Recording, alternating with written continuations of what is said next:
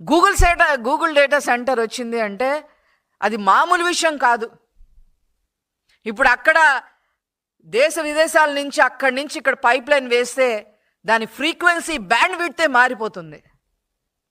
Highest band with వస్తుంది ఉత్తరాంధ్రకి, especially వైజాగ్కి.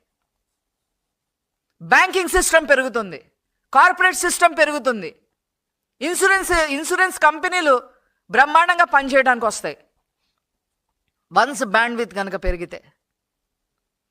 ఆ రకంగా కూడా మరి ప్రధానమంత్రి గారితో కూడా మాట్లాడి నారా లోకేష్ గారు అది తీసుకురావడం జరిగింది.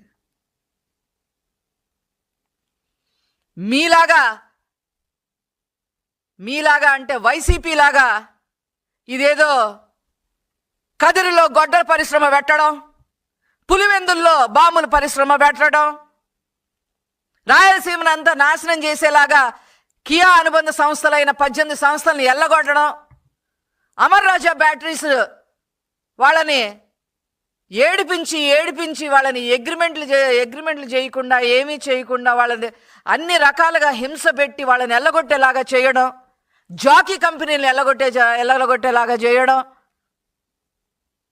మా గవర్నమెంట్కి, మా నారా చంద్రబాబు నాయుడు గారికి, లోకేష్ గారికి చేత కాదు.